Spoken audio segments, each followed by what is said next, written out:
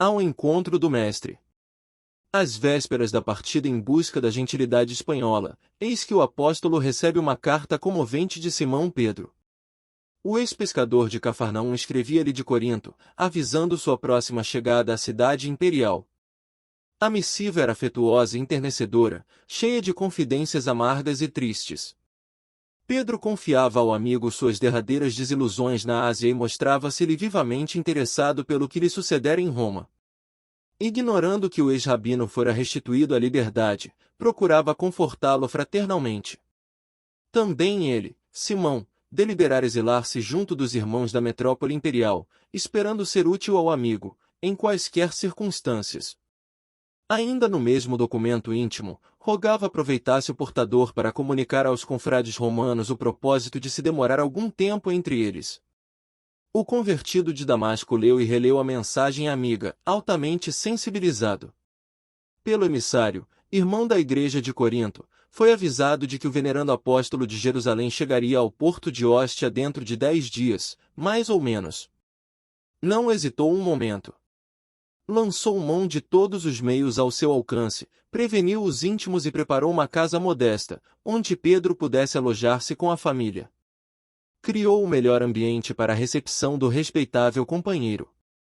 Valendo-se do argumento de sua próxima excursão à Espanha, dispensava as dádivas dos amigos, indicando-lhes as necessidades de Simão, para que nada lhe faltasse. Transportou quanto possuía, em objetos de uso doméstico, do singelo aposento que alugara junto à porta lavernal para a casinha destinada a Simão, próximo dos cemitérios israelitas da Via Ápia. Esse exemplo de cooperação foi altamente apreciado por todos. Os irmãos mais humildes fizeram questão de oferecer pequeninas utilidades ao apóstolo venerando que chegaria desprovido. Informado de que a embarcação entrava no porto, o ex-rabino largou-se pressurosamente para Hóstia. Lucas e Timóteo, sempre em sua companhia, junto de outros cooperadores devotados, o amparavam nos pequenos acidentes do caminho, dando-lhe o braço, aqui e ali. Não fora possível organizar uma recepção mais ostensiva. A perseguição surda aos adeptos do Nazareno apertava o cerco por todos os lados. Os últimos conselheiros honestos do imperador estavam desaparecendo. Roma assombrava-se com a enormidade e quantidade de crimes que se repetiam diariamente. Nobres figuras do patriciado e do povo eram vítimas de atentados cruéis.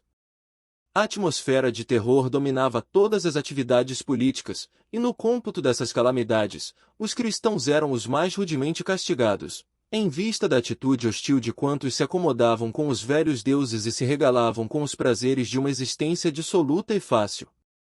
Os seguidores de Jesus eram acusados e responsabilizados por quaisquer dificuldades que sobrevinham. Se caía uma tempestade mais forte, devia-se o fenômeno aos adeptos da nova doutrina. Se o inverno era mais rigoroso, a acusação pesava sobre eles, porquanto ninguém como os discípulos do crucificado havia desprezado tanto os santuários da crença antiga, abominando os favores e os sacrifícios aos numes tutelares. A partir do reinado de Cláudio, espalhavam-se lendas torpes a respeito das práticas cristãs.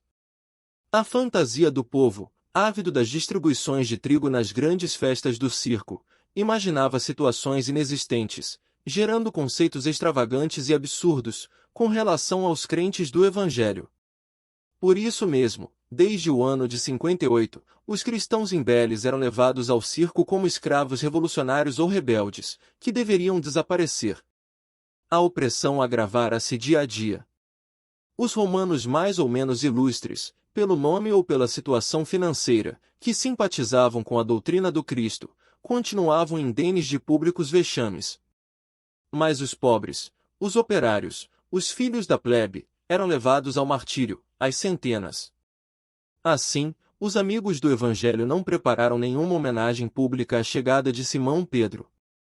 Ao invés, procuraram dar ao fato um cunho todo íntimo, de maneira a não despertar represálias dos esbirros da situação. Paulo de Tarso estendeu os braços ao velho amigo de Jerusalém, tomado de alegria. Simão trouxera a esposa e os filhos, além de João. Sua palavra generosa estava cheia de novidades para o apóstolo do gentilismo. Em poucos minutos, ficou sabendo da morte de Tiago e das novas torturas infligidas pelo Sinédrio à igreja de Jerusalém. O velho pescador contava as últimas peripécias da sua sorte, bem-humorado. Comentava os testemunhos mais pesados com um sorriso nos lábios e intercalava toda a narrativa de louvores a Deus. Depois de reportar-se as lutas que empenhara em muitas e repetidas peregrinações, contava ao ex-rabino que se refugiara alguns dias em Éfeso, junto de João, sendo acompanhado pelo filho de Zebedeu até Corinto, onde resolveram demandar a capital do império. Paulo, por sua vez, relatou as tarefas recebidas de Jesus, nos últimos anos, e era diverso o otimismo e a coragem desses homens que, inflamados do espírito messiânico e amoroso do Mestre, comentavam as desilusões e as dores do mundo como laures da vida. Depois das suaves alegrias do reencontro, o grupo se encaminhou discretamente para a casinha reservada a Simão Pedro e sua família.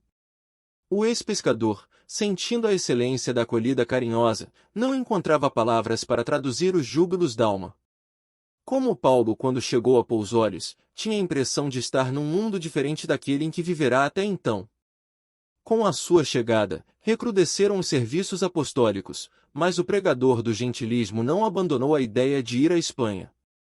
Alegando que Pedro substituiria com vantagem, deliberou embarcar no dia prefixado, num pequeno navio que se destinava à costa gaulesa. Não valeram amistosos protestos, nem mesmo a insistência de Simão para que adiasse a viagem. Acompanhado de Lucas, Timóteo e Demas, o velho advogado dos gentios partiu ao amanhecer de um dia lindo, cheio de projetos generosos.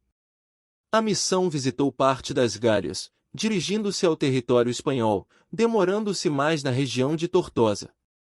Em toda parte, a palavra e feitos do apóstolo ganhavam novos corações para o Cristo, multiplicando os serviços do Evangelho e renovando as esperanças populares, à luz do reino de Deus. Em Roma, todavia, a situação prosseguia cada vez mais grave. Com a perversidade de Tigelino à frente da prefeitura dos pretorianos, acentuara-se o terror entre os discípulos de Jesus. Faltava somente um édito em que os cidadãos romanos, simpatizantes do Evangelho, fossem condenados publicamente, porque os libertos, os descendentes de outros povos e os filhos da plebe já enchiam as prisões. Simão Pedro, como figura de relevo do movimento, não tinha descanso. Não obstante a fadiga natural da senectude, procurava atender a todas as necessidades emergentes. Seu espírito poderoso sobrepunha-se a todas as vicissitudes e desempenhava os mínimos deveres com devotamento máximo à causa da verdade. Assistia os doentes, pregava nas catacumbas, percorria longas distâncias, sempre animoso e satisfeito. Os cristãos do mundo inteiro jamais poderão esquecer aquela falange de abnegados que os precedeu nos primeiros testemunhos da fé, afrontando situações dolorosas e injustas, regando com sangue e lágrimas a sementeira do Cristo, abraçando-se mutuamente confortados nas horas mais negras da história do Evangelho, nos espetáculos hediondos do circo, nas preces de aflição que se elevavam dos cemitérios abandonados. Tigelino, grande inimigo dos prosélitos do Nazareno, buscava agravar a situação por todos os meios ao alcance da sua autoridade odiosa e perversa.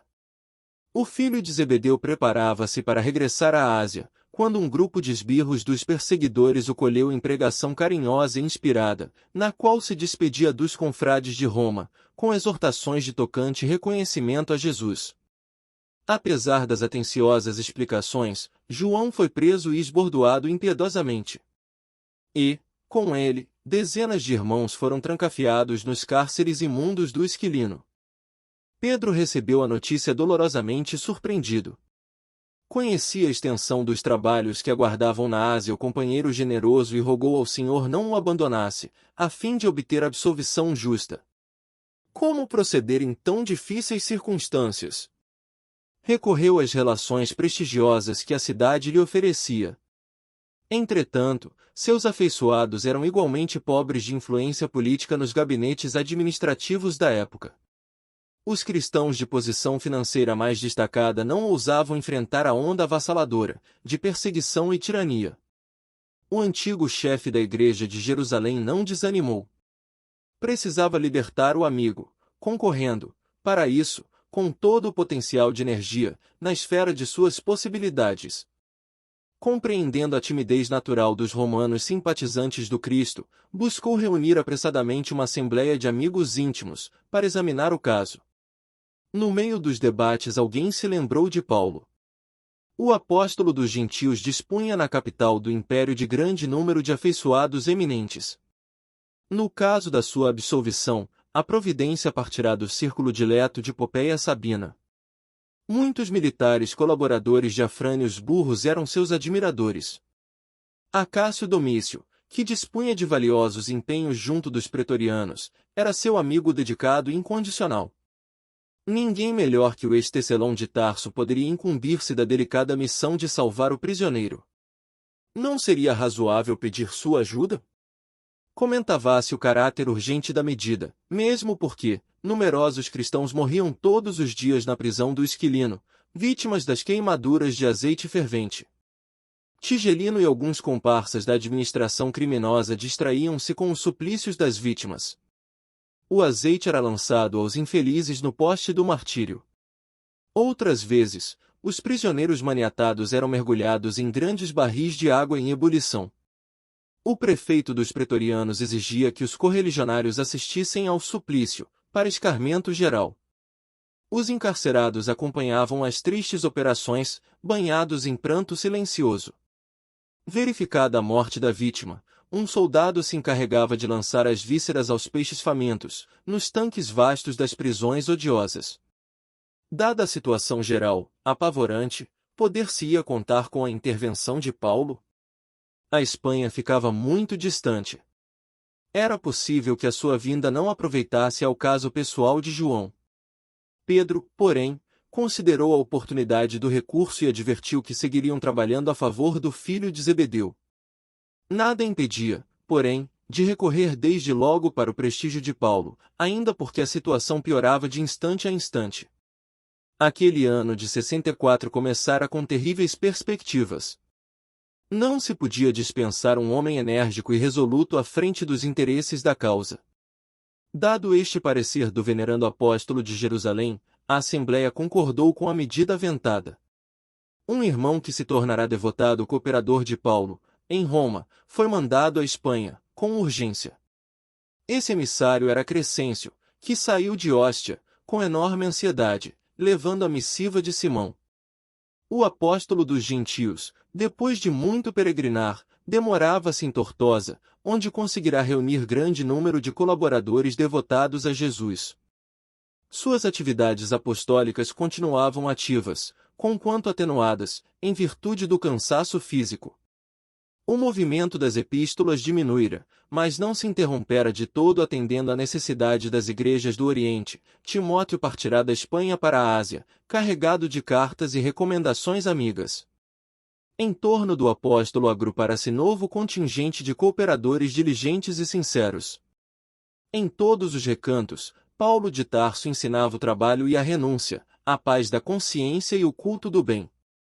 Quando planejava novas viagens na companhia de Lucas, eis que surge em Tortosa o mensageiro de Simão. O ex-rabino lê a carta e resolve regressar à cidade imperial, imediatamente. Através das linhas afetuosas do velho antigo, entreviu a gravidade dos acontecimentos. Além disso, João necessitava voltar à Ásia. Não ignorava a influência benéfica que ele exercia em Jerusalém. Em Éfeso, onde a igreja se compunha de elementos judaicos e gentios, o filho de Zebedeu fora sempre um vulto nobre e exemplar, indene de espírito sectarista. Paulo de Tarso passou em revista as necessidades do serviço evangélico entre as comunidades orientais, e concluiu pela urgência do regresso de João, deliberando intervir no assunto sem perda de tempo. Como de outras vezes, nada valeram as considerações dos amigos, no tocante ao problema de sua saúde. O homem enérgico e decidido, apesar dos cabelos brancos, mantinha o mesmo ânimo resoluto, elevado e firme, que o caracterizara na mocidade distante. Favorecido pela grande movimentação de barcos, nos princípios de maio de 64, não lhe foi difícil retornar ao porto de Óstia, junto dos companheiros. Simão Pedro recebeu-o enternecido. Em poucas horas o convertido de Damasco conhecia a situação intolerável criada em Roma pela ação delituosa de Tigelino. João continuava encarcerado, apesar dos recursos levados aos tribunais. O antigo pescador de Cafarnaum, em significativas confidências, revelava ao companheiro que o coração lhe pressagiava novas dores e testemunhos cruciantes. Um sonho profético anunciava-lhe perseguições e provas ásperas. Numa das últimas noites, contemplaram um quadro singular, em que uma cruz de proporções gigantescas parecia envolver com sua sombra toda a família dos discípulos do Senhor. Paulo de Tarso ouviu-o, com interesse, manifestando-se de inteiro acordo com os seus pressentimentos. Apesar dos horizontes carregados, deliberaram uma ação conjunta para libertar o filho de Zebedeu. Corria o mês de junho. O ex-rabino desdobrou-se em atividades intensas, procurou a Cássio Domício, solicitando a sua intervenção e valimento.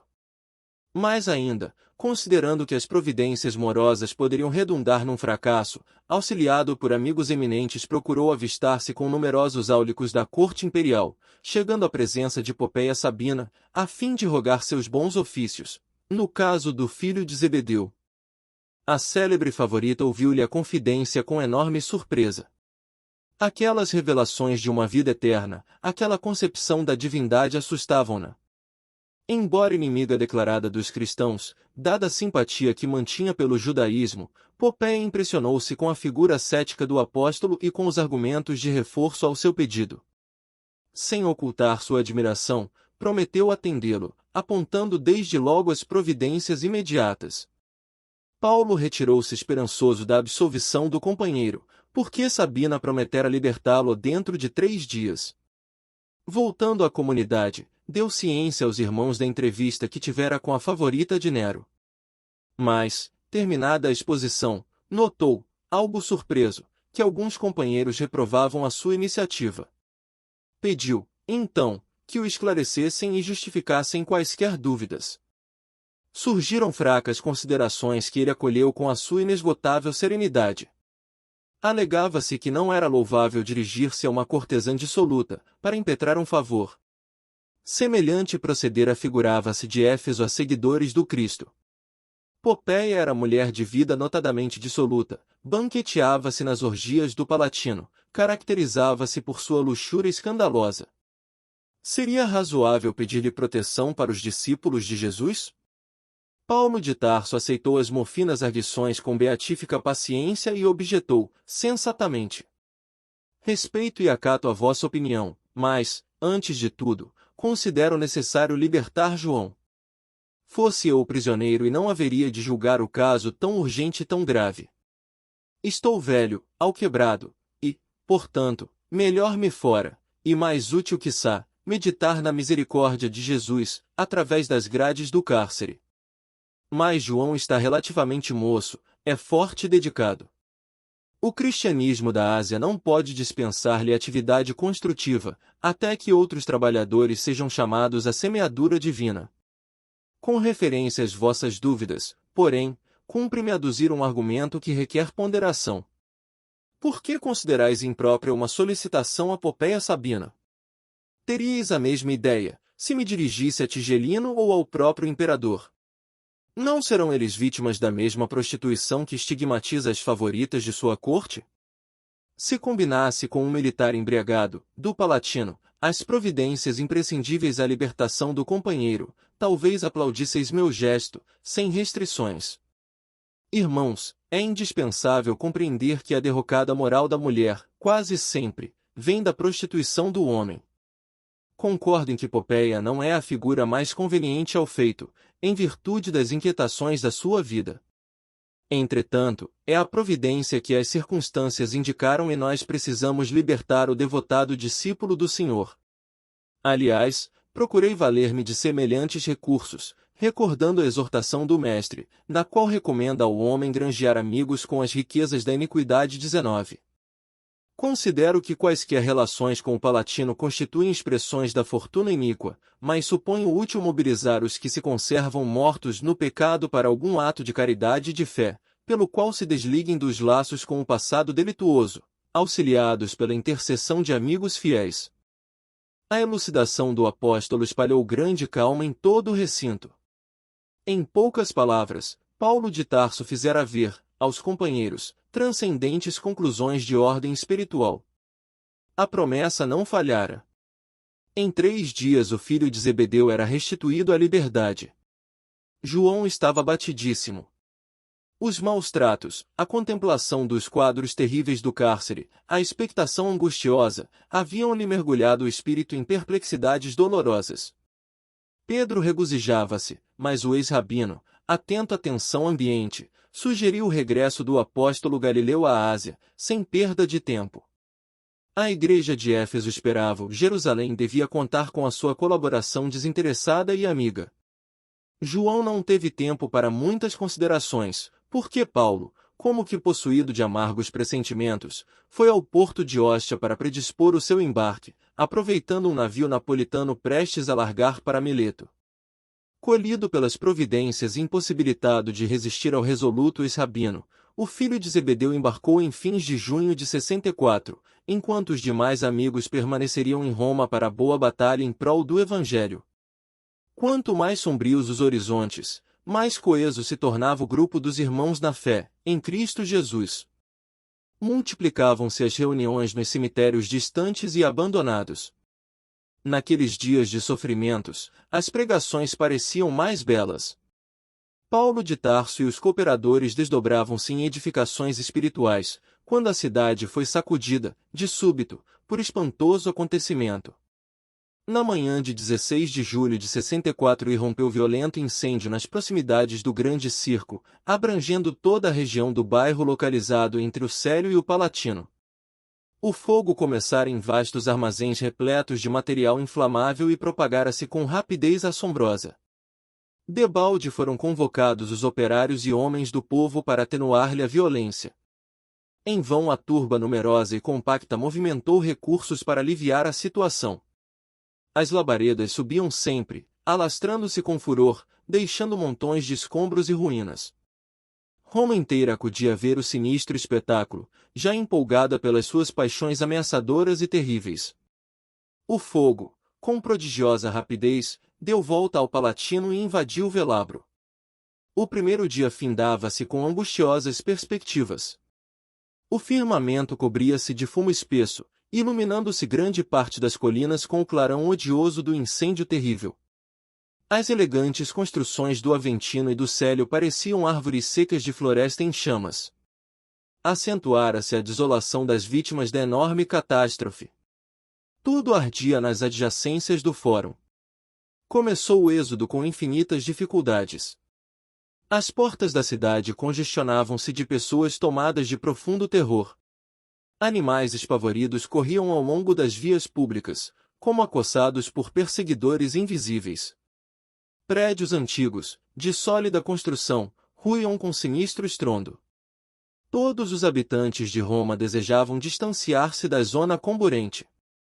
Ninguém mais se atrevia a atacar a fogueira indomita. O segundo dia apresentou-se com o mesmo espetáculo inesquecível. Os populares desistiram de salvar alguma coisa.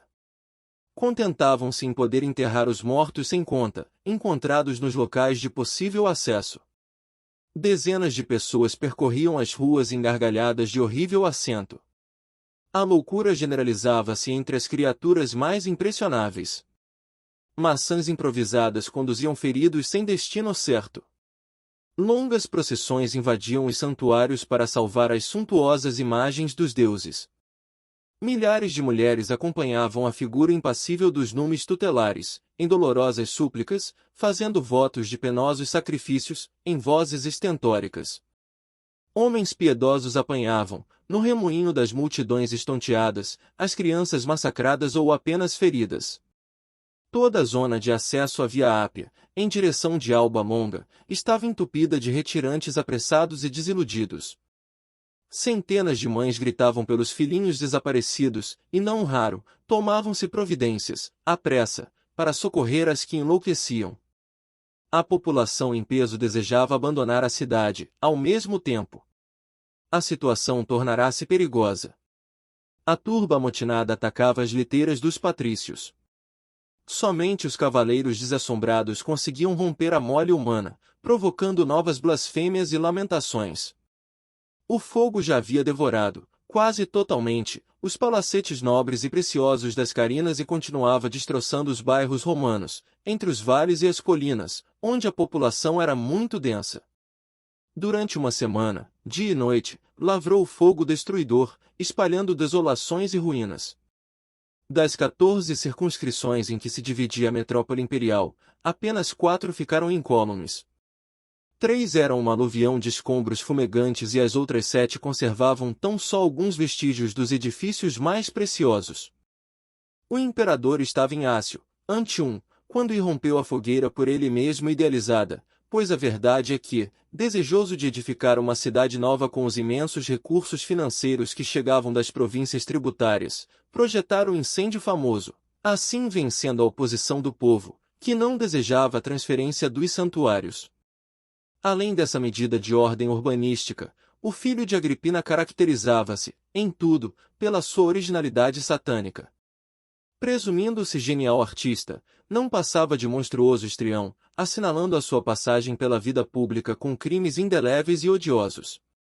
Não seria interessante apresentar ao mundo uma Roma em chamas? Nenhum espetáculo, a seus olhos, seria inesquecível como esse. Depois das cinzas mortas, reedificaria os bairros destruídos. Seria generoso para com as vítimas da imensa catástrofe. Passaria a história do Império como administrador magnânimo e amigo dos súditos sofredores. Alimentando tais propósitos, combinou o atentado com os áulicos de sua maior confiança e intimidade, ausentando-se da cidade para não despertar suspeitas no espírito dos políticos mais honestos. Entretanto, não pudera prever, ele próprio, a extensão da espantosa calamidade. O incêndio tomara proporções indesejáveis. Seus conselheiros menos dignos não puderam pressentir a amplitude do desastre. Arrancado, à pressa, dos seus prazeres criminosos, o imperador chegou a tempo de observar o último dia de fogo, verificando o caráter da medida odiosa. Dirigindo-se a um dos pontos mais elevados, contemplou o montão de ruínas e sentiu a gravidade da situação. O extermínio da propriedade particular atingira proporções quase infinitas. Não se pudera prever tão dolorosas consequências. Reconhecendo a irritação justa do povo, Nero procurou falar, em público, esboçando algumas lágrimas na sua profunda capacidade de dissimulação. Prometeu auxiliar a restauração das casas particulares, declarou que compartilhava do sofrimento geral e que Roma se levantaria novamente sobre os escombros fumegantes, mais imponente e mais bela. Imensa multidão ouvia-lhe a palavra, atenta aos seus mínimos gestos. O imperador, na sua mímica teatral, assumia atitudes comovedoras. Referia-se aos santuários perdidos, debulhado em pranto. Invocava a proteção dos deuses, a cada frase de maior efeito. A turba sensibilizara-se. Jamais o César se mostrará tão paternalmente comovido. Não seria razoável duvidar das suas promessas e observações. Em dado instante, a sua palavra vibrou mais patética e expressiva. Comprometia-se, solenemente, com o povo, a punir inexoravelmente os responsáveis. Procuraria os incendiários, vingaria a desgraça romana sem piedade. Rogava, mesmo, a todos os habitantes da cidade cooperassem com ele, procurando e denunciando os culpados. Nesse ínterim, quando o verbo imperial se tornará mais significativo, notou-se que a massa popular se agitava estranhamente. Maioria esmagadora irmanava-se, agora, num grito terrível. Cristãos às feras! Às feras! O filho de Agripina encontrara a solução que procurava. Ele que procurava, em vão, no espírito superexcitado, as novas vítimas das suas maquinações execrandas, às quais pudesse atribuir a culpa dos sucessos lamentáveis, viu no brado ameaçador da turba uma resposta às próprias cogitações sinistras. Nero conhecia o ódio que o vulgo votava aos seguidores humildes do Nazareno. Os discípulos do Evangelho mantinham-se alheios e superiores aos costumes dissolutos e brutais da época. Não frequentavam os circos, afastavam-se dos templos pagãos, não se prosternavam diante dos ídolos nem aplaudiam as tradições políticas do império. Além disso, pregavam ensinamentos estranhos e pareciam aguardar um novo reino. O grande estrião do Palatino sentiu uma onda de alegria invadir-lhe os olhos míopes e congestos. A escolha do povo romano não poderia ser melhor. Os cristãos deviam ser mesmos criminosos. Sobre eles deveria cair o gládio vingador. Trocou um olhar inteligente com Tigelino, como a exprimir que haviam apanhado, ao acaso, a solução imprevista, e logo afirmou à massa enfurecida que tomaria providências imediatas para reprimir os abusos e castigar os culpados da catástrofe. Finalmente, que o incêndio seria considerado crime de lesa majestade e sacrilégio, para que os castigos também fossem excepcionais. O povo aplaudia freneticamente, antegozando as sensações do circo, com esgares de feras e cânticos de martírio. A nefanda acusação pesou sobre os discípulos de Jesus, como fardo hediondo. As primeiras prisões realizaram-se como um flagelo maldito. Numerosas famílias refugiaram-se nos cemitérios e nos arredores da cidade meio destruída, receosas dos algozes implacáveis. Praticava-se toda espécie de abusos. Jovens indefesas eram entregues, nos cárceres, ao instinto feroz de soldados sem entranhas. Anciães respeitáveis conduzidos à enxovia, sob algemas e pancadas. Os filhos arrancados do colo maternal, entre lágrimas e apelos comovedores. Tempestade sinistra caíra sobre os seguidores do crucificado, que se submetiam a punições injustas, de olhos postos no céu. De nada valeram, para Nero, as ponderações dos patrícios ilustres, que ainda cultivavam as tradições de prudência e honestidade. Quantos se aproximavam da autoridade imperial, com a valiosa contribuição de alvitres justos, eram declarados suspeitos, agravando a situação. O filho de Agripina e seus áulicos imediatos deliberaram que se oferecesse ao povo o primeiro espetáculo no princípio de agosto de 64, como positiva demonstração das providências oficiais, contra os supostos autores do nefando atentado. As demais vítimas, isto é, todos os prisioneiros que chegassem ao cárcere, depois da festa inicial, serviriam de ornamento aos futuros regozijos, à medida que a cidade pudesse recompor-se com as novas construções em perspectiva.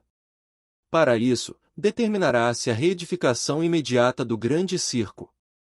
Antes de atender às próprias necessidades da corte, o imperador desejava as simpatias do povo ignorante e sofredor, alimentando o que pudesse satisfazer seus estranhos caprichos. A primeira carnificina, destinada a distrair o ânimo popular, foi levada a efeito em jardins imensos, na parte que permanecerá imune da destruição, por entre orgias indecorosas, de que participaram a plebe e a grande fração do patriciado que se entregará à dissolução e ao desregramento. A festividade prolongou-se por noites sucessivas, sob a claridade de esplêndida iluminação e o ritmo harmonioso de numerosas orquestras, que inundavam o ar de melodias enternecedoras. Nos lagos artificiais deslizavam barcos graciosos, artisticamente iluminados. No seio da paisagem, favorecida pelas sombras da noite, que as tochas poderosas não conseguiam afastar de todo, repastava-se a devassidão em jogo franco. Ao lado das expressões festivas, enfileiravam-se as do martírio dos pobres condenados. Os cristãos eram entregues ao povo para o castigo que ele julgasse mais justo. Para isso, com intervalos regulares, os jardins estavam cheios de cruzes, de postes, de açoites e numerosos instrumentos outros de flagelação. Havia guardas imperiais para auxiliarem as atividades punitivas. Em fogueiras preparadas, encontravam-se água e azeite fervente, bem como pontas de ferro em brasa, para os que desejassem aplicá-las. Os gemidos e soluços dos desgraçados casavam-se ironicamente com as notas harmoniosas dos alaúdes. Uns expiravam entre lágrimas e preces, aos apupos do povo. Outros, entregavam-se estoicamente ao martírio, contemplando o céu alto e estrelado. A linguagem mais forte será pobre para traduzir as dores imensas da grei cristã, naqueles dias angustiosos. Não obstante os tormentos inenarráveis, os seguidores fiéis de Jesus revelaram o poder da fé àquela sociedade perversa e decadente, afrontando as torturas que lhes cabiam. Interrogados nos tribunais, em momento tão trágico, declaravam abertamente sua confiança em Cristo Jesus, aceitando os sofrimentos com humildade, por amor ao seu nome. Aquele heroísmo parecia acirrar, ainda mais, os ânimos da multidão animalizada. Inventavam-se novos gêneros de suplício. A perversidade apresentava, diariamente, números novos em sua venenosa facúndia. Mas os cristãos pareciam possuídos de energias diferentes das conhecidas nos campos de batalhas sanguinolentas. A paciência invencível, a fé poderosa, a capacidade moral de resistência, assombravam os mais afoitos. Não foram poucos os que se entregaram ao sacrifício, cantando. Muita vez, diante de tanta coragem, os verdugos improvisados temeram o misterioso poder triunfante da morte. Terminada a chacina de agosto, com grande entusiasmo popular, continuou a perseguição sem tréguas, para que não faltasse o contingente de vítimas nos espetáculos periódicos, oferecidos ao povo em regozijo pela reconstrução da cidade. Diante das torturas e da carnificina, o coração de Paulo de Tarso sangrava de dor. A tormenta operava confusão em todos os setores. Os cristãos do Oriente, em sua maioria, trabalhavam por desertar do campo da luta, forçados por circunstâncias imperiosas da vida particular. O velho apóstolo, entretanto, unindo-se a Pedro, reprovava essa atitude. À exceção de Lucas, todos os cooperadores diretos, conhecidos desde a Ásia, haviam regressado. O ex-tecelão, todavia, fazendo causa comum com os desamparados, fez questão de assisti-los no transe inaudito. As igrejas domésticas estavam silenciosas. Fechados os grandes salões alugados na suburra para as pregações da doutrina. Restava aos seguidores do Mestre apenas um meio de se entreverem e se reconfortarem na prece e nas lágrimas comuns, eram as reuniões nas catacumbas abandonadas. E a verdade é que não poupavam sacrifícios para correr a esses lugares tristes e ermos. Era nesses cemitérios esquecidos que encontravam o conforto fraternal, para o momento trágico que os visitava. Ali oravam, comentavam as luminosas lições do Mestre e auriam novas forças para os testemunhos impendentes. Amparando-se em Lucas, Paulo de Tarso enfrentava o frio da noite, as sombras espessas, os caminhos ásperos. Enquanto Simão Pedro cogitava de atender a outros setores, o ex-rabino encaminhava-se aos antigos sepulcros, levando aos irmãos aflitos a inspiração do Mestre Divino, que lhe borbulhava na alma ardente. Muitas vezes as pregações se realizavam alta madrugada, quando o soberano silêncio dominava a natureza. Centenas de discípulos escutavam a palavra luminosa do velho apóstolo dos gentios, experimentando o poderoso influxo da sua fé. Nesses recintos sagrados, o convertido de Damasco associava-se aos cânticos que se misturavam de prantos dolorosos. O Espírito santificado de Jesus, nesses momentos, parecia pairar na fronte daqueles mártires anônimos, infundindo-lhes esperanças divinas. 2 meses haviam decorrido, após a festa hedionda, e o movimento das prisões aumentava dia a dia. Esperavam-se grandes comemorações. Alguns edifícios nobres do Palatino, reconstruídos em linhas sóbrias e elegantes, reclamavam homenagens dos poderes públicos. As obras de reedificação do grande circo estavam adiantadíssimas. Era imprescindível programar festejos condignos. Para esse fim, os cárceres estavam repletos. Não faltariam figurantes para as cenas trágicas. Projetavam-se naumaquias pitorescas, bem como caçadas humanas no circo, em cuja arena seriam igualmente representadas peças famosas de sabor mitológico. Os cristãos oravam, sofriam, esperavam. Certa noite, Paulo dirigia aos irmãos a palavra afetuosa, no comentário do Evangelho de Jesus. Seus conceitos pareciam, mais que nunca, divinamente inspirados. As brisas da madrugada penetravam a caverna mortuária, que se iluminava de algumas tochas bruxuleantes. O recinto estava repleto de mulheres e criança, ao lado de muitos homens embuçados. Depois da pregação comovedora, ouvida por todos, com os olhos molhados de lágrimas, o ex-tecelão de Tarso perolava solícito. Sim, irmãos, Deus é mais belo nos dias trágicos. Quando as sombras ameaçam o caminho, a luz é mais preciosa e mais pura. Nestes dias de sofrimento e morte, quando a mentira destronou a verdade e a virtude foi substituída pelo crime, lembremos Jesus do madeiro infamante. A cruz tem, para nós outros, uma divina mensagem. Não desdenhemos o testemunho sagrado, quando o Mestre, não obstante máculo, só alcançou neste mundo batalhas silenciosas e sofrimentos indefiníveis. Fortaleçamo-nos na ideia de que seu reino ainda não é deste mundo. Alcemos o espírito à esfera do seu amor imortal. A cidade dos cristãos não está na terra. Ela não poderia ser a Jerusalém que crucificou o enviado divino, nem a Roma que se compraz em derramar o sangue dos mártires. Neste mundo, estamos em uma frente de combate incruento, trabalhando pelo triunfo eterno da paz do Senhor. Não esperemos, portanto, repousar no lugar do trabalho e dos testemunhos vivos. Da cidade indestrutível da nossa fé, Jesus nos contempla e balsamiza o coração. Caminhemos ao seu encontro, através dos suplícios e das perplexidades dolorosas. Ele ascendeu ao Pai, do cimo do Calvário. Nós lhe seguiremos as pegadas, aceitando com humildade os sofrimentos que, por seu amor, nos forem reservados. O auditório parecia estático, ouvindo as palavras proféticas do apóstolo. Entre as lajes frias e impassíveis, os irmãos na fé sentiam-se mais unidos entre si. Em todos os olhares cintilava a certeza da vitória espiritual. Naquelas expressões de dor e de esperança havia o tácito compromisso de seguir o crucificado até ao seu reino de luz. O orador fizera uma pausa, sentindo-se dominado por estranhas comoções.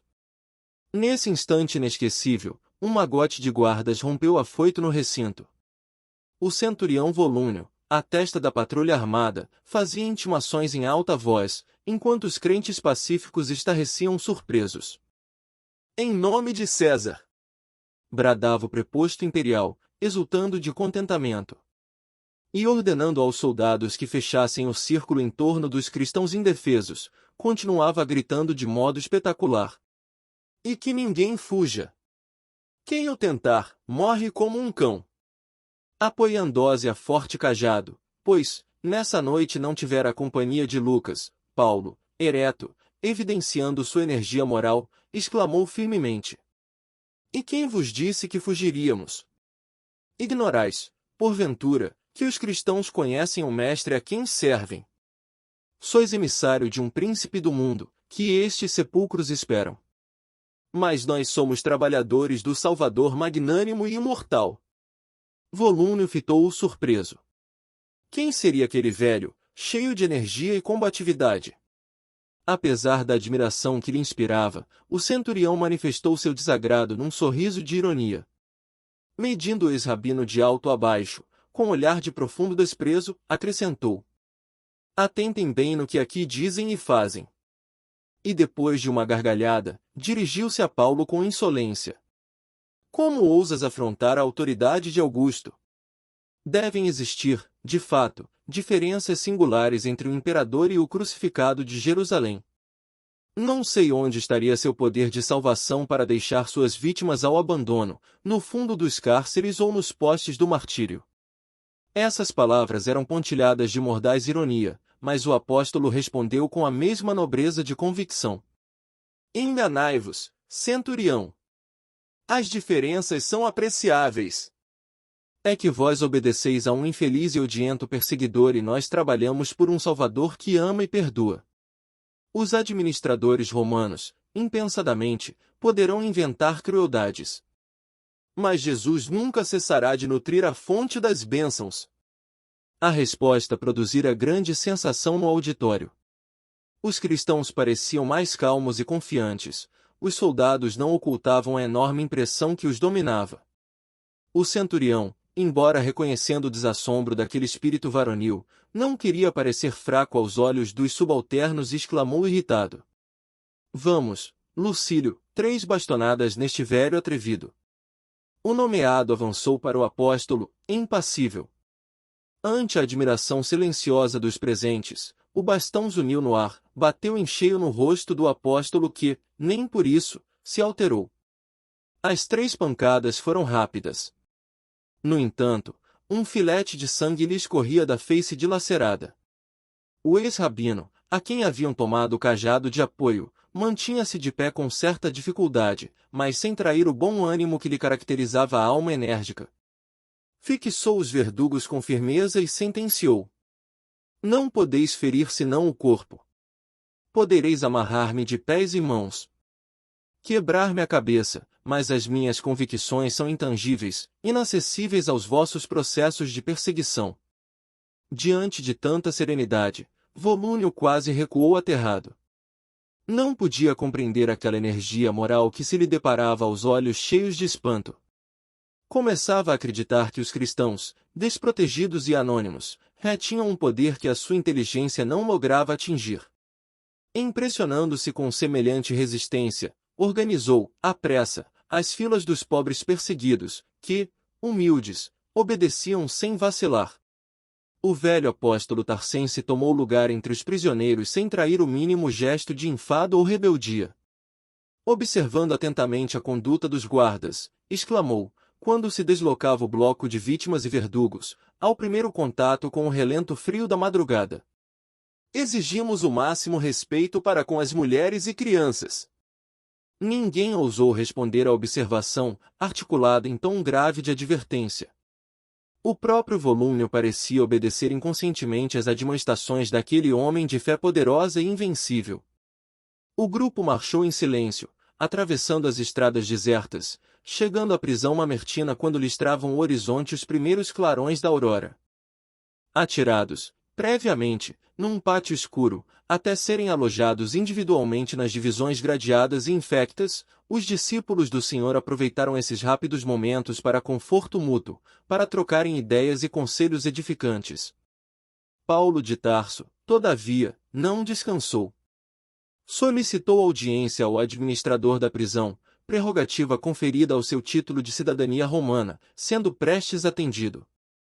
Expôs sua doutrina sem rebuços, impressionando a autoridade com seu verbo fluente e sedutor, encareceu as providências atinentes ao seu caso, pedindo a presença de vários amigos como Acácio Domício e outros, para deporem no concernente à sua conduta e antecedentes honestos.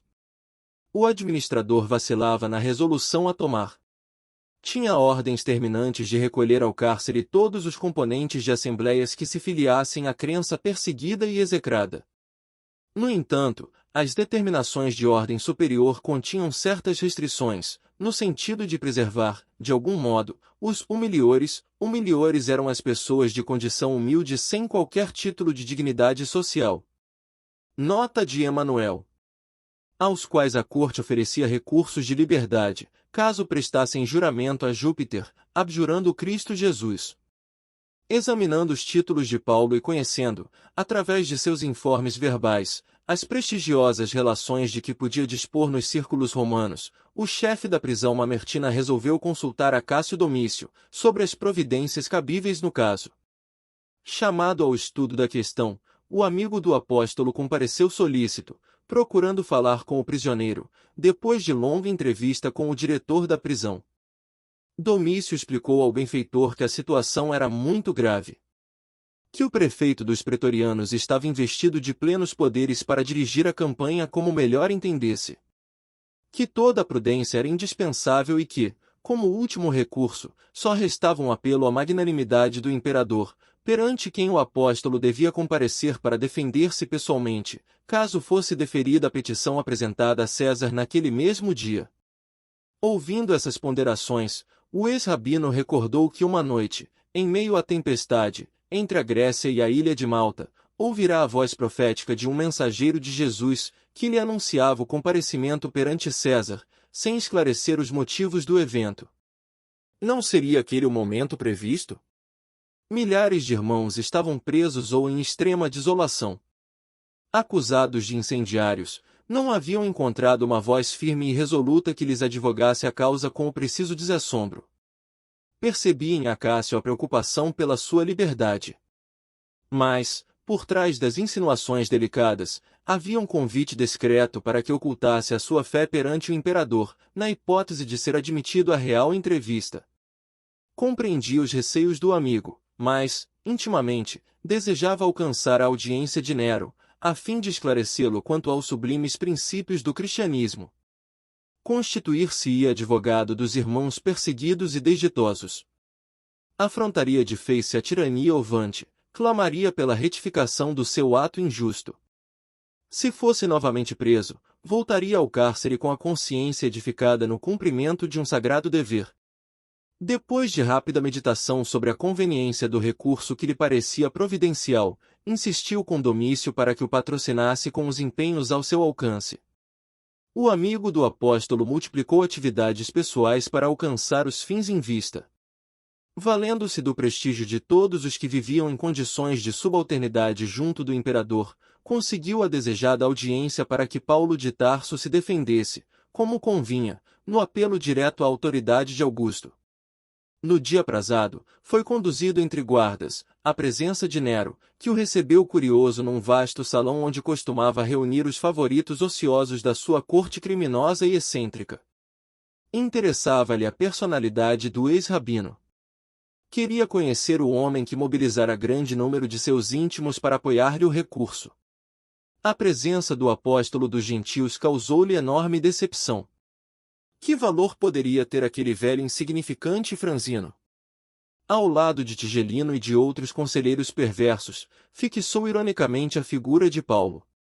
Era incrível tamanho interesse em torno de uma criatura tão vulgar. Quando se dispunha a recambiá-lo à prisão sem lhe ouvir o apelo, um dos áulicos lembrou que seria conveniente facultar-lhe a palavra, para que se lhe aferisse a indigência mental. Nero, que jamais perdia ocasião de ostentar suas presunções artísticas, considerou o alvitre bem apresentado e ordenou ao prisioneiro que falasse à vontade. Ladeado por 2 guardas, o inspirado pregador do Evangelho levantou a fronte cheia de nobreza, fitou César e os companheiros do seu séquito leviano e começou, resoluto. Imperador dos romanos, compreendo a grandeza desta hora em que vos falo, apelando para os vossos sentimentos de generosidade e justiça. Não me dirijo, aqui, a um homem falível, a uma personalidade humana, simplesmente, mas ao administrador que deve ser consciencioso e justo, ao maior dos príncipes do mundo e que, antes de tomar o cetro e a coroa de um império imenso, deve considerar-se o pai magnânimo de milhões de criaturas. As palavras do velho apóstolo ecoavam no recinto com o caráter de uma profunda revelação. O imperador fixava-o, admirado e enternecido. Seu temperamento caprichoso era sensível às referências pessoais, onde predominassem as imagens brilhantes. Percebendo que se impunha ao reduzido auditório, o convertido de Damasco prosseguiu mais corajoso. Confiando em vossa longanimidade, pleitei esta hora inesquecível, a fim de apelar para o vosso coração, não somente por mim, mas por milhares de homens, mulheres e crianças, que padecem nos cárceres ou sucumbem nos circos do martírio. Falo, aqui, em nome dessa multidão incontável de sofredores, perseguida com requintes de crueldade por favoritos de vossa corte, que deveria ser constituída de homens íntegros e humanitários. Acaso não chegarão aos vossos ouvidos os lamentos angustiosos da viuvez, da velhice e da orfandade? Ó Augusto imperante do trono de Cláudio, sabei que uma onda de perversidade e de crimes odiosos varre os bairros da cidade imperial, arrancando soluços dolorosos aos vossos tutelados miserandos. Ao lado da vossa atividade governamental, por certo, rastejam víboras venenosas que é necessário extirpar, a bem da tranquilidade e do trabalho honesto do vosso povo. Esses cooperadores perversos desviam vossos esforços do caminho reto, espalham terror entre as classes desfavorecidas da sorte, ameaçam os mais infelizes. São eles os acusadores dos prosélitos de uma doutrina de amor e redenção. Não acrediteis no embuste dos seus conselhos que ressumam crueldade. Ninguém trabalhou, talvez, quanto os cristãos, no socorro às vítimas do incêndio voraginoso. Enquanto os patrícios ilustres fugiam de Roma desolada, enquanto os mais tímidos se recolhiam aos lugares mais abrigados de perigo, os discípulos de Jesus percorriam os quarteirões em chamas, aliviando as vítimas infortunadas. Alguns imolaram a vida ao altruísmo dignificador. E por fim, vede, os trabalhadores sinceros do Cristo foram recompensados com a pecha de autores do crime hediondo, de caluniadores sem entranhas. Acaso não vos doeu a consciência ao endossardes tão infames alegações, a revelia de uma sindicância imparcial e rigorosa? No esfervilhar das calúnias, não vi surgir uma voz que vos esclarecesse. Admito que participais, certamente, de tão trágicas ilusões, porque não creio no desvirtuamento da vossa autoridade reservada às melhores resoluções em favor do império. É por isso, imperador dos romanos, que, reconhecendo o grandioso poder enfeixado em vossas mãos, ouso levantar minha voz para esclarecer-vos. Atentai para a extensão gloriosa de vossos deveres. Não vos entregueis à sanha de políticos inconscientes e cruéis. Lembrai-vos de que, numa vida mais elevada que esta, ser-vos pedidas contas de vossa conduta nos atos públicos. Não alimenteis a pretensão de que vosso cetro seja eterno. Sois mandatário de um Senhor poderoso, que reside nos céus. Para vos convencerdes da singularidade de semelhante situação, volvei um olhar, apenas, ao passado brumoso. Onde os vossos antecessores? Em vossos palácios faustosos perambularam guerreiros triunfantes, reis improvisados, herdeiros vaidosos de suas tradições. Onde estão eles? A história nos conta que chegaram ao trono com os aplausos delirantes das multidões. Vinham soberbos, ostentando magnificências nos carros do triunfo, decretando a morte dos inimigos, adornando-se com os despojos sangrentos das vítimas. Entretanto, bastou um sopro para que resvalassem do esplendor do trono para a escuridão do sepulcro. Uns partiram pelas consequências fatais dos próprios excessos destruidores. Outros assassinados pelos filhos da revolta e do desespero. Recordando semelhante situação, não desejo transformar o culto da vida em culto da morte, mas demonstrar que a fortuna suprema do homem é a paz da consciência pelo dever cumprido. Por todas essas razões, apelo para vossa magnanimidade, não só por mim como por todos os correligionários que gemem à sombra dos cárceres, esperando o gládio da morte. Observando-se longa pausa no verbo eloquente do orador, podia ver-se a estranha sensação que a sua palavra havia causado. Nero estava lívido. Tigelino, profundamente irritado, procurava um recurso para insinuar-se com alguma observação menos digna, a respeito do postulante. As raras cortesãs presentes não disfarçavam a indizível comoção que lhes abalara o sistema nervoso. Os amigos do prefeito dos pretorianos mostravam-se indignados, rubros de cólera. Depois de ouvir um áulico, o imperador ordenou que o apelante se conservasse em silêncio, até que tomasse as primeiras deliberações. Estavam todos surpreendidos. Não se podia esperar de um velho franzino e doente tamanho poder de persuasão, um desassombro que raiava pela loucura, segundo as noções do patriciado. Por muito menos, velhos e probos conselheiros da corte haviam alcançado o exílio ou a sentença de morte.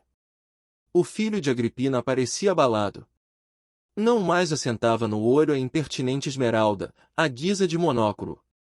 Tinha a impressão de haver escutado sinistros vaticínios. Entregava-se, automaticamente, aos seus gestos característicos, quando impressionado e nervoso. As advertências do apóstolo penetravam-lhe o coração, suas palavras pareciam ecoar-lhe nos ouvidos para sempre. Tigelino percebeu a delicadeza da situação e aproximou-se. Divino! Exclamou o prefeito dos pretorianos em atitude servil, a voz quase imperceptível, se quiserdes, o atrevido poderá morrer aqui mesmo, ainda hoje.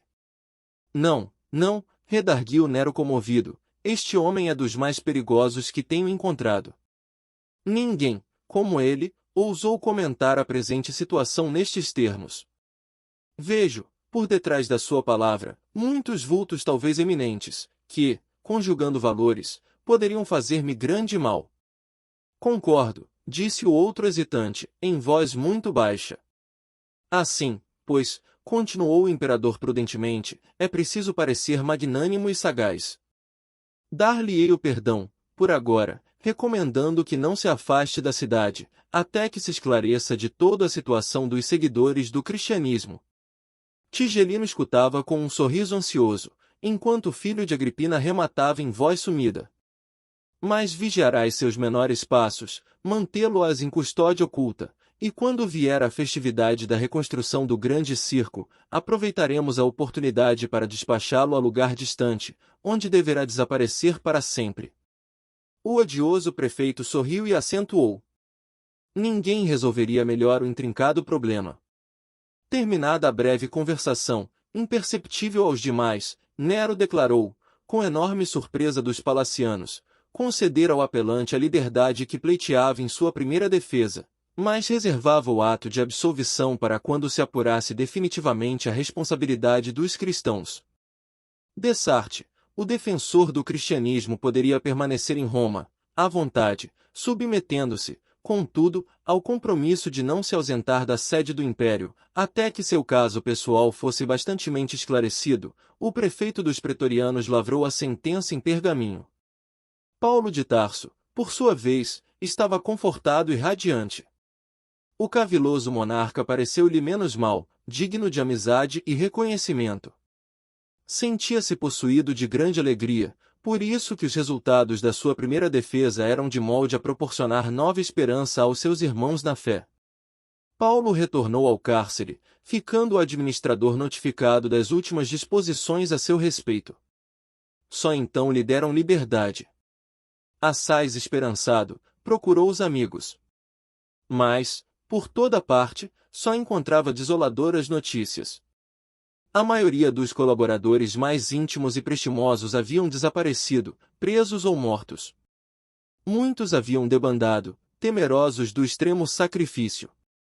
Por fim, sempre teve a satisfação de reencontrar Lucas. O piedoso médico informou-o dos acontecimentos dolorosos e trágicos que se repetiam, diariamente. Ignorando que um guarda o seguia de longe, para lhe situar a nova residência, Paulo, acompanhado do amigo, atingiu uma casa pobre nas proximidades da Porta Capena. Necessitando repousar e fortalecer o corpo debilitado, o velho pregador procurou 2 generosos irmãos, que o receberam com imensa alegria. Trata-se de Lino e Cláudia, dedicados servidores de Jesus. O apóstolo dos gentios instalou-se no lar pobre, com a obrigação de comparecer à prisão mamertina, de 3 em 3 dias, até que se aclarasse a situação, de modo definitivo. Não obstante o consolo de que se sentia possuído, o venerável amigo do gentilismo experimentava singulares presságios. Surpreendia-se a refletir no coroamento da carreira apostólica como se nada mais lhe restasse senão morrer por Jesus. Combatia tais pensamentos, no propósito de continuar propugnando pela difusão dos ensinamentos evangélicos. Não mais pôde encaminhar-se à pregação das catacumbas, dada a prostração física, mas valia-se da colaboração afetuosa e dedicada de Lucas para as epístolas que julgava necessárias. Nessas, inclui-se a derradeira carta que escreveu a Timóteo, aproveitando 2 amigos que partiam para a Ásia. Paulo escreve esse último documento ao discípulo muito amado, tomando-se de singulares emoções que lhe enchem os olhos de lágrimas abundantes. Sua alma generosa deseja confiar ao filho de Eunice as últimas disposições, mas luta consigo mesmo, de modo a não se dar por vencido. O ex-rabino, ao traçar conceitos afetuosos, sente-se qual discípulo chamado às esferas mais altas, sem poder furtar-se à condição de homem que não deseja capitular na luta. Ao mesmo tempo que confia a Timóteo a convicção de haver terminado a carreira, pede-lhe que envie a ampla capa de couro deixada em Troade, em casa de Carpo, visto necessitar de agasalho para o corpo abatido. Enquanto lhe envia as últimas impressões cheias de prudência e carinho, roga os seus bons ofícios para que João Marcos venha à sede do Império, a fim de auxiliá-lo no serviço apostólico.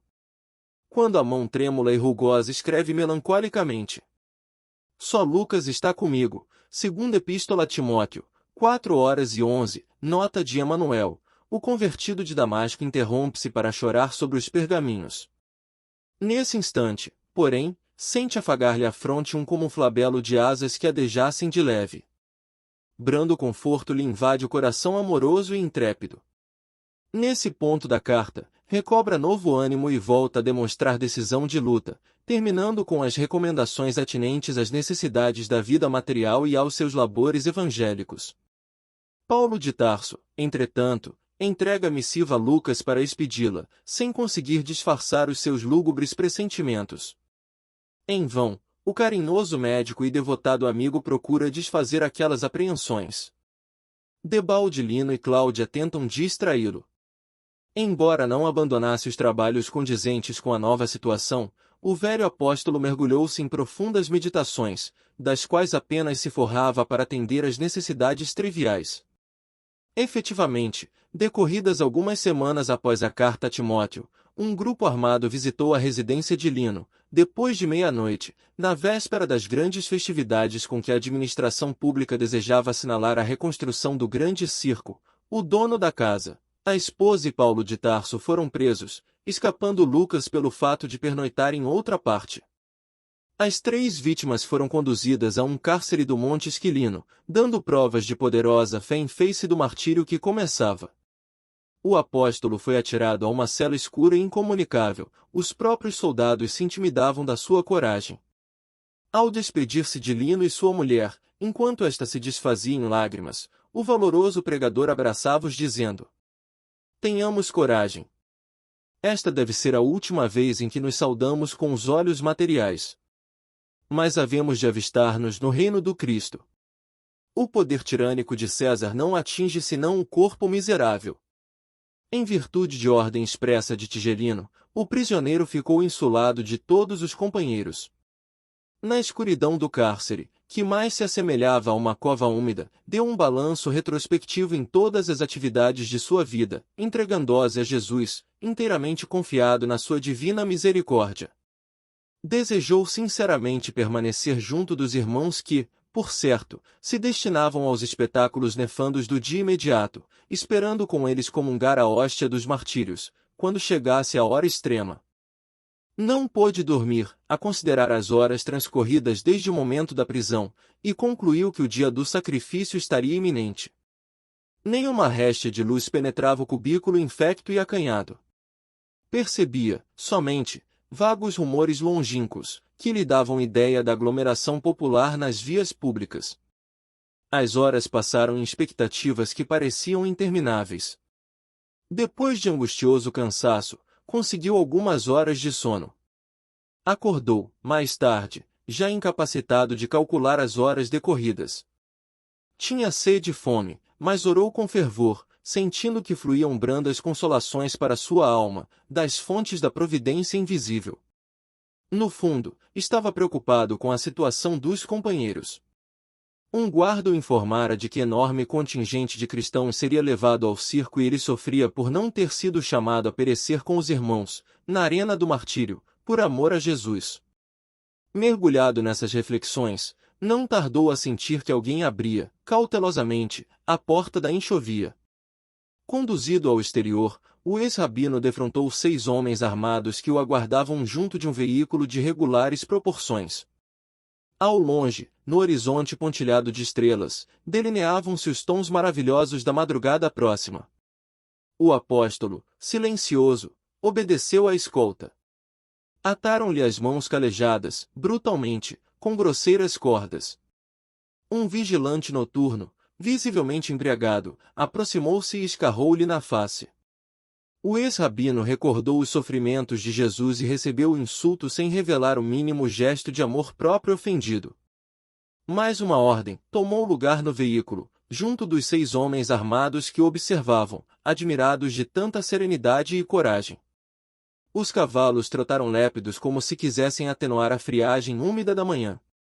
Chegados aos cemitérios que se enfileiravam ao longo da Via Ápia, as sombras noturnas se desfaziam quase completamente, auspiciando um dia de sol radioso. Um militar que chefiava a escolta mandou parar o carro e, fazendo descer o prisioneiro, disse-lhe hesitante: o prefeito dos pretorianos, por sentença de César, ordenou que fosseis sacrificado no dia imediato ao da morte dos cristãos votados às comemorações do circo, realizadas ontem. Deveis saber, portanto, que estáis vivendo os últimos minutos. Calmo, olhos brilhantes e mãos amarradas, Paulo de Tarso, mudo até então, exclamou, surpreendendo os verdugos com a sua majestosa serenidade. Ciente da tarefa criminosa que vos incumbe desempenhar. Os discípulos de Jesus não temem os algozes que só lhes podem aniquilar o corpo. Não julgueis que vossa espada possa eliminar-me a vida, de vez que, vivendo estes fugazes minutos em corpo carnal, isso significa que vou penetrar, sem mais demora, nos tabernáculos da vida eterna, com o meu Senhor Jesus Cristo, o mesmo que vos tomará contas, tanto quanto a Nero e Tigelino. A patrulha sinistra estarrecia de assombro. Aquela energia moral, no momento supremo, era de molde abalar os mais fortes. Percebendo a surpresa geral e cioso do seu mandato, o chefe da escolta tomou a iniciativa do sacrifício. Os demais companheiros pareciam desorientados, nervosos, trêmulos. O inflexível preposto de Tigelino, porém, ordenou ao prisioneiro que desse 20 passos à frente. Paulo de Tarso caminhou serenamente, embora, no íntimo, se recomendasse a Jesus, compreendendo a necessidade de amparo espiritual para o testemunho supremo. Ao chegar ao local indicado, o sequaz de Tigelino desembainhou a espada, mas, nesse instante, tremeu-lhe a mão, fixando a vítima, e falou-lhe em tom quase imperceptível. Lastimo ter sido designado para este feito e intimamente não posso deixar de lamentar-vos. Paulo de Tarso, erguendo a fronte quanto lhe era possível, respondeu sem hesitar. Não sou digno de lástima. Tende antes compaixão de vós mesmo. Porquanto morro cumprindo deveres sagrados, em função de vida eterna. Enquanto que vós ainda não podeis fugir às obrigações grosseiras da vida transitória. Chorai por vós, sim, porque eu partirei buscando o Senhor da paz e da verdade, que dá vida ao mundo. Ao passo que vós, terminada a vossa tarefa de sangue, tereis de voltar à hedionda convivência dos mandantes de crimes tenebrosos da vossa época. O algoz continuava a fitá-lo com assombro e Paulo, notando a tremura com que ele empunhava a espada, concitou resoluto. Não tremais. Cumpri vosso dever até ao fim.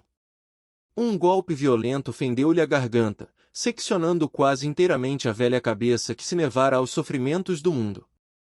Paulo de Tarso caiu redondamente, sem articular uma palavra. O corpo alquebrado embolou-se no solo, como um despojo horrendo e inútil. O sangue jorrava em golfões nas últimas contrações da agonia rápida, enquanto a expedição regressava penosamente, muda, dentro da luz matinal e triunfante. O valoroso discípulo do Evangelho sentia a angústia das derradeiras repercussões físicas. Mas, aos poucos, experimentava uma sensação branda de alívio reparador. Mãos carinhosas e solicitas pareciam tocá-lo de leve, como se arrancassem, tão só nesse contato divino, as terríveis impressões dos seus amargurosos padecimentos. Tomado de surpresa, verificou que o transportavam a local distante e pensou que amigos generosos desejavam assisti-lo, em lugar mais conveniente, para que lhe não faltasse a doce consolação da morte tranquila. Depois de alguns minutos as dores haviam desaparecido por completo. Guardando a impressão de permanecer à sombra de alguma árvore frondosa e amiga, experimentava a carícia das brisas matinais que passavam em lufadas frescas. Tentou levantar-se, abrir os olhos, identificar a paisagem. Impossível! Sentia-se fraco, qual convalescente de moléstia prolongada e gravíssima. Reuniu as energias mentais, como lhe foi possível, e orou, suplicando a Jesus permitisse o esclarecimento de sua alma, naquela nova situação. Sobretudo, a falta de visão deixava-o submerso em angustiosa expectativa. Recordou os dias de Damasco, quando a cegueira lhe invadira os olhos de pecador, ofuscados pela luz gloriosa do Mestre. Lembrou o carinho fraternal de Ananias e chorou ao influxo daquelas singulares reminiscências. Depois de grande esforço, conseguiu levantar-se e refletiu que o homem precisava servir a Deus, ainda que tateasse em densas trevas. Foi aí que ouviu passos de alguém que se aproximava de leve. Ocorreu-lhe subitamente o dia inesquecível em que fora visitado pelo emissário do Cristo, na pensão de Judas. Quem sois? Perguntou como fizera outrora, naquele lance inolvidável. Irmão Paulo, começou a dizer o recém-chegado. Mas o apóstolo dos gentios, identificando aquela voz bem-amada, interrompeu-lhe a palavra, bradando com um júbilo inexprimível. Ananias! Ananias! E caiu de joelhos, em pranto convulsivo. Sim, sou eu, disse a veneranda entidade pousando a mão luminosa na sua fronte. Um dia Jesus mandou que te restituísse a visão, para que pudesses conhecer o caminho áspero dos seus discípulos, e hoje, Paulo, concedeu-me a dita de abrir-te os olhos para a contemplação da vida eterna. Levanta-te! Já venceste os últimos inimigos, alcançaste a coroa da vida, atingiste novos planos da redenção. O apóstolo levantou-se afogado em lágrimas de jubilosa gratidão, enquanto Ananias, pousando a destra nos seus olhos apagados, exclamou com carinho: Vê, novamente, em nome de Jesus. Desde a revelação de Damasco, dedicaste os olhos ao serviço do Cristo. Contempla, agora, as belezas da vida eterna, para que possamos partir ao encontro do Mestre amado. Então, o devotado trabalhador do Evangelho reconheceu as maravilhas que Deus reserva aos seus cooperadores no mundo cheio de sombras. Tomado de espanto, identificou a paisagem que o rodeava. Não longe estavam as catacumbas da Via Ápia. Misteriosas forças o haviam afastado do quadro triste em que se decompunham os despojos sangrentos. Sentiu-se jovem e feliz. Compreendia, agora, a grandeza do corpo espiritual no ambiente estranho aos organismos da terra. Suas mãos estavam sem rugas, a epiderme sem cicatrizes. Tinha a impressão de haver sorvido um misterioso elixir de juventude. Uma túnica de alvura resplandecente envolvia-o em graciosas ondulações. Mal despertava do seu deslumbramento, quando alguém lhe bateu levemente no ombro. Era Gamaliel que lhe trazia um ósculo fraternal. Paulo de Tarso sentiu-se o mais ditoso dos seres. Abraçando-se ao velho mestre e Ananias, num só gesto de ternura, exclamava entre lágrimas: Só Jesus me poderia conceder alegria igual. Mal não acabará de o dizer, começaram a chegar velhos companheiros de lutas terrenas, amigos de outros tempos, irmãos desvelados que lhe vinham trazer as boas-vindas, ao transpor os umbrais da eternidade. Os deslumbramentos do apóstolo sucediam-se ininterruptos. Como se ficassem em Roma, à sua espera, todos os mártires das festividades da véspera chegaram cantando, nas proximidades das catacumbas. Todos queriam abraçar o generoso discípulo, oscular-lhe as mãos. Nesse ínterim, dando a impressão de nascerem maravilhosas fontes do mais além, ouviu-se uma cariciosa melodia acompanhada de vozes argentinas, que deviam ser angélicas. Surpreendido com a beleza da composição, intraduzível na linguagem humana, Paulo ouvia o venerando amigo de Damasco, que explicava solícito: Este é o hino dos prisioneiros libertados. Observando-lhe a intensa comoção, Ananias perguntou qual o seu primeiro desejo na esfera dos redimidos. Paulo de Tarso, intimamente, recordou Abigail e os anelos sagrados do coração, como aconteceria a qualquer ser humano. Mas, integrado no ministério divino, que manda esquecer os caprichos mais singelos, e sem trair a gratidão à misericórdia do Cristo, respondeu comovidamente: Meu primeiro desejo seria rever Jerusalém, onde pratiquei tantos males, ali, orar a Jesus, para ofertar-lhe o meu agradecimento. Tão depressa o disse e a luminosa assembleia se punha em movimento. Assombrado com o poder da volitação, Paulo observava que as distâncias nada representavam agora para as suas possibilidades espirituais. De mais alto continuavam fluindo harmonias de sublimada beleza. Eram hinos que exaltavam a ventura dos trabalhadores triunfantes, e a misericórdia das bênçãos do Todo-Poderoso. Paulo desejava imprimir à divina excursão o sabor de suas reminiscências. Para esse fim, o grupo seguiu ao longo da Via Ápia até Arícia, de onde se desviou em direção a Pousores, em cuja igreja se deteve em preces, por alguns minutos de ventura inigualável. Daí a caravana espiritual demandou a ilha de Malta. Transportando-se em seguida para o Peloponeso, onde Paulo se extasiou na contemplação de Corinto, dando curso a recordações carinhosas e doces.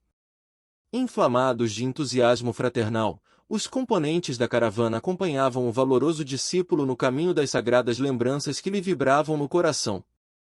Atenas, Tessalônica, Filipos, Neápolis, Troade e Éfeso foram pontos nos quais o apóstolo estacionara, demoradamente, orando com lágrimas de gratidão ao Altíssimo. Atravessadas as zonas da Panfilia e da Cilícia, entraram na Palestina, tomados de júbilo e sagrado respeito. Em todos os caminhos incorporavam-se emissários e trabalhadores do Cristo. Paulo não conseguia avaliar a alegria da chegada a Jerusalém, sob o prodigioso azul do crepúsculo. Obedecendo ao alvitre de Ananias, reuniram-se no cimo do Calvário e ali cantaram hinos de esperanças e de luz. Lembrando os erros do passado amarguroso, Paulo de Tarso ajoelhou-se e elevou a Jesus fervorosa súplica. Os companheiros remidos recolheram-se em êxtase, enquanto ele, transfigurado, em pranto, procurava exprimir a mensagem de gratidão ao Divino Mestre. Desenhou-se então, na tela do infinito, um quadro de beleza singular. Como se houvesse rasgado a imensurável umbela azul, surgiu na amplidão do espaço uma senda luminosa e três vultos que se aproximavam radiantes. O Mestre estava no centro, conservando Estevão à direita e Abigail ao lado do coração. Deslumbrado, arrebatado, o apóstolo apenas pôde estender os braços, porque a voz lhe fugia no auge da comoção. Lágrimas abundantes perolavam-lhe o rosto também transfigurado. Abigail e Estevão adiantaram-se. Ela tomou-lhe delicadamente as mãos num assomo de ternura, enquanto Estevão o abraçava com efusão. Paulo quis lançar-se nos braços dos dois irmãos de Corinto, beijar-lhes as mãos no seu arroubo de ventura, mas, qual a criança dócil que tudo devesse ao mestre dedicado e bom, procurou o olhar de Jesus, para sentir-lhe a aprovação. O mestre sorriu, indulgente e carinhoso, e falou: Sim, Paulo, sê feliz. Vem, agora, a meus braços, pois é da vontade de meu Pai que os verdugos e os mártires se reúnam, para sempre, no meu reino. E assim unidos, ditosos, os fiéis trabalhadores do Evangelho da Redenção seguiram as pegadas do Cristo, em demanda às esferas da verdade e da luz. Lá embaixo, Jerusalém contemplava, embevecida, o dilúculo vespertino, esperando o luar que não tardaria com os primeiros clarões. Fim.